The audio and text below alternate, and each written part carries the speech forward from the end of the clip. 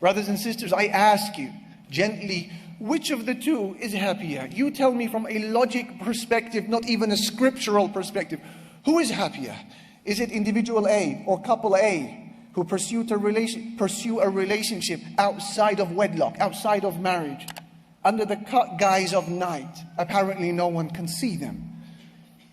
To spend a short-lived moment of pleasure in the haram, in the prohibited.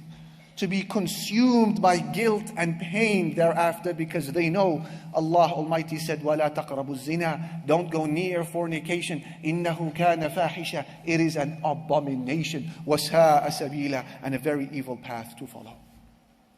And they know that the Prophet Muhammad sallallahu alaihi wasallam had seen the fornicators in their graves before the Day of Judgment, burning within furnaces of fire.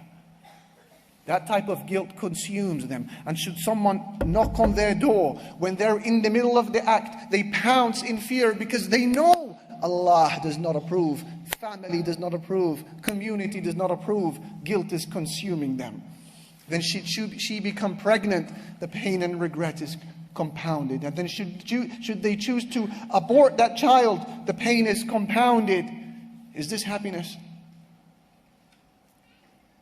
Or is it individual B who patiently waits for the arrival of that righteous spouse to come to them through dua and dhikr and good companionship and friends and community? They wait using salah as their weapon, and dua and hijab and lowering of the gaze and the fear of Allah and masjid and halaqa and Quran, Allahu Akbar, and the prayer of the night. For them to get married in the halal, in an open ceremony where everyone is invited, and everyone is smiling and exchanging dua and giving gifts. And then should they spend an evening with one another that night, they are at peace because they know وَفِي بُضْعِ أَحَدِكُمْ صَدَقَةً, there is charity in carrying out your sexual relations when it is in marriage. They're being rewarded. And should someone knock on their door when they are in the middle of that act, they are unfazed. Why should they be fazed? We open the door, we don't open the door because Allah approves of us. And our community approves of us. And family approve of us. Who are we to fear? La ilaha illallah. And then should she become pregnant because of that union, the happiness is compounded. And should she deliver the child, there is a aqiqah, a feast, gifts, happiness, a meal, dua, an extension to your heritage, a righteous boy or girl. The happiness is compounded. Who is happier?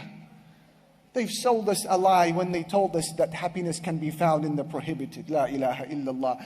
لا يستوي الخبيث والطيب, Allah said. وَلَوْ أَعْجَبَكَ كَثْرَةُ الْخَبِيثِ.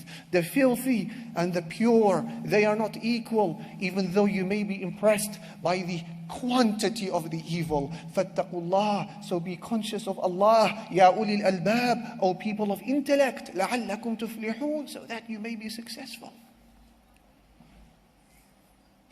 Refuse the fate of falling prey to every temptation that comes your way, my brother, my sister. Don't be that person.